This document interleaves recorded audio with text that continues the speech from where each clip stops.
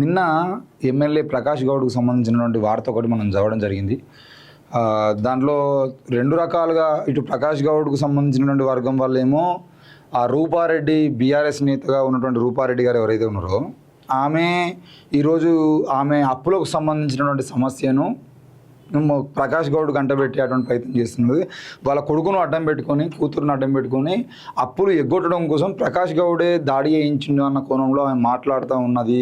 అది అసలు నిజానికి ఆమె కోట్లాది రూపాయల అప్పులు చేసి ఈరోజు ఎమ్మెల్యే కొడుకును అడ్డం పెట్టుకొని ఆమె కోట్లాది రూపాయల అప్పులు చేసిందనే విషయం వినబడతా ఉంది. అయితే ఇందులో ప్రకాష్ గౌడ్ కొడుకు నిజంగా ఆయన కూడా వీళ్ళకి సంబంధించినటువంటి విషయంలో ఆయన కూడా తండ్రికి తెలియకుండా కొన్ని అప్పులు చేయడం జరిగిందా, ఎందుకు రూపారెడ్డి వాళ్ళ కూతురుతో కలిసి ఈ రూపారెడ్డితో కలిసి వీళ్ళు ఏమైనా బిజినెస్ ప్లాన్ చేసిరా, లేదంటే రాజకీయంగా ఎదగడం కోసమే ఈమెతో కలిసి ప్రకాష్ గౌడ్ కొడుకు ఏమన్నా ఇంకేమన్నా బయట తెలియకుండా కోట్లాది రూపాయల అప్పులు చేసిరా, అసలు ఏం జరిగింది? బయటికి వినిపిస్తున్నటువంటి లెక్కల ప్రకారమే 20 కోట్ల రూపాయల వరకు ఆమె అప్పులు చేసింది అన్నటువంటి మాటలు వినబడుతుంది.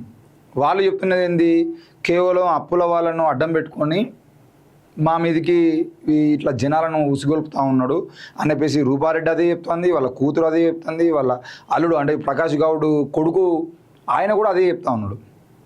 అసలు వీళ్ళు ముగ్గురు చెప్తున్నటువంటి మాటలు ఏవైతే ఉన్నాయో వాళ్ళు ఐన్యూస్ దగ్గరికి వెళ్ళినా ఆంధ్రజ్యోతి దగ్గరికి వెళ్ళినా ఎక్కడికి వెళ్ళినా పకడ్బందీగా మాట్లాడుతున్నట్టుగానే అయితే కనబడతా ఉంది చాలా క్లియర్గా. ఇప్పుడు నేను ప్రకాష్ గౌడ్ను సపోర్ట్ చేస్తున్నానా అనే విషయం కాదు ఇక్కడ. ఒక ఎమ్మెల్యేను మొదటి రోజు ఇరికించేటువంటి ప్రయత్నం కొడుకు ద్వారా చేసి అసలు అప్పులకు సంబంధించిన విషయం ఎక్కడ బయటకు ప్రస్తావన రానియకుండా కోట్ల రూపాయల అప్పులు, ఒకవేళ నిజంగానే కోట్ల రూపాయల అప్పులు కనుక ఉంటే తప్పకుండా ప్రకాష్ గౌడ్ ఎమ్మెల్యే అయినా చిన్న రాజకీయ నాయకులైనా అప్పులను అడ్డం పెట్టుకొని మిమ్మల్ని ఇంకేదో చేయాలన్న ప్రయత్నం చేస్తారు అనేది సమాజంలో అందరూ తెలిసిన విషయమే. అది ప్రకాష్ గౌడ్ ప్లేస్లో ఇంకెవరున్నా కూడా ఈయన డైరెక్ట్గా కొట్టేటువంటి పరిస్థితి లేకుండా మీకు అవకాశం ఇచ్చారు కదా, పలానా వాళ్ళు ఉన్నారు వీళ్ళకి డబ్బులు ఉన్నాయి అంటే అప్పులు ఇవ్వాలి కాబట్టి ఆ అప్పులను ముందు పెట్టి మిమ్మల్ని కొట్టేటువంటి ప్రయత్నం చేస్తారు. ఇలా మీరే అవకాశం ఇచ్చినట్టు కనబడతా ఉన్నది. మరి ఇన్ని కోట్ల రూపాయల అప్పులు దేనికోసం జరిగినాయి? బీఆర్ఎస్ టైంలో నుండి మొదలుకుంటే ఇప్పటి వరకు ఈ అప్పులు చేసుకుంటూ వచ్చిరా, లేదంటే బీఆర్ఎస్ అధికారంలో ఉన్నప్పుడు రూపారెడ్డి గారు స్థానికంగా ఏమైనా పనులు చేస్తామని చెప్పేసి ఆ అప్పులు తీసుకొని ఏదైనా బిజినెస్ల కోసమో ఇంకేదైనా కోసమో ఆమె అప్పులు చేసిందా, లేదంటే వ్యాపారాల కోసం అప్పులు చేసిందా, ఈ విషయాలు ఇక్కడ మాట్లాడతలేరు. కేవలం ప్రకాష్ గౌడ్ను మాత్రమే టార్గెట్ చేసుకొని ఈ బద్నాం కనుక లేపేది ఉంటే ఈ అప్పులు కూడా ప్రకాష్ గౌడ్ చేత కట్టిద్దామని అనుకుంటున్నారా?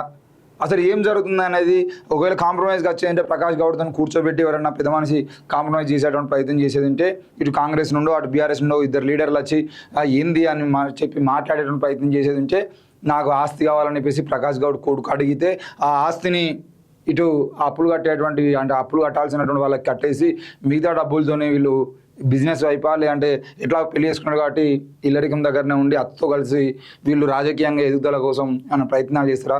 అసలు ఎందుకు ప్రకాష్ గౌడ్ని టార్గెట్ చేశారు?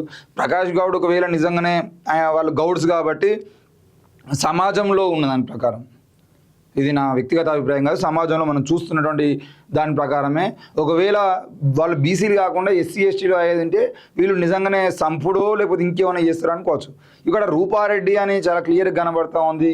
మరి వీళ్ళకన్నా పైకులమే అయినప్పుడు ఎందుకు ప్రకాష్ గౌడ్ ఆపిండు తన కొడుకును, ఎందుకు ప్రేమ పెళ్లి చేసుకొని ఇవ్వట్లేదు అని అంటే ఆ అత్తకు వాళ్ళకు అప్పులు ఉండటం వల్ల నిన్ను అడ్డం పెట్టుకొని వాళ్ళు ఏమైనా చేస్తున్నారనే కోణంలోనే ప్రకాష్ గౌడ్ ఆపేయడానికి ప్రయత్నం చేసిండా? ఏం జరిగిందనేది పక్క పెడితే ప్రకాష్ గౌడ్ కూడా ఇంతవరకు తీసుకొచ్చుకోవాల్సింది కాదు. ఈరోజు సొంత కొడుకు విషయము ఈరోజు కాకపోయినా ఏదో ఒక రోజు బయట వస్తానే విషయం ప్రకాష్ గౌడ్ కూడా తెలుసు. మరి అట్లా తెలిసినప్పుడు కూడా ఎందుకు రూపారెడ్డి లాంటి వాళ్ళను కూర్చోబెట్టి మాట్లాడటమో లేకపోతే స్వయంగా ఒకవేళ వాళ్ళని నిజంగానే 10-20 కోట్ల అప్పులు ఉండేది ఉంటే ఆ అప్పుల గురించి మాట్లాడేటువంటి ప్రయత్నం చేసి దానికి వీళ్ళ కొడుకు ఎలాంటి సంబంధం లేకుండా వీళ్ళను ఈ అబ్బాయిని సెడి చేసేటువంటి ప్రయత్నమో ఇంకేదన్నా చేసేటువంటి ప్రయత్నం చేయకుండా ఎందుకు రాజకీయంగా తనకు ఇబ్బంది కలిగించేటువంటి ప్రయత్నాలు వీళ్ళు చేస్తారని అనుకున్నారా, లేదంటే రాజకీయంగా నా కొడుకును అడ్డం పెట్టుకొని నన్ను ఏమన్నా చేసేటువంటి ప్రయత్నం ఉంది అనిపించి భయపడ్డా? అసలు ఎందుకు ఇంత సీరియస్ అయ్యేంత వరకు చూసుకునే విషయం మాత్రం ఇంకా అర్థం కావట్లేదు. ప్రకాష్ గౌడ్ వర్గీయులు ఒక విషయం చెప్తా ఉంటే అటు రూపారెడ్డి వర్గీయులు అంటే ప్రకాష్ గౌడ్ కొడుకు వాళ్ళ వర్గీయులేమో ఇంకొక రకంగా చెప్తున్నటువంటి పరిస్థితులు అయితే కనబడతాను. ఏది ఏమైనా తెలంగాణలో రోజు రోజుకు ఈ అంటే ఎమ్మెల్యే కొడుకులతో సహా ప్రతి ఒక్కరు ప్రేమ పేరుతో పెళ్లి చేసుకుంటున్న క్రమంలో ప్రతిదానికి ఏదో ఒక అడ్డంకి. ఈరోజు ప్రకాష్ గౌడ్కు ఏమో చూపించుకోవడానికి రూపారెడ్డికి అప్పులు ఉన్నాయనే విషయం కనబడుతూ ఉంది.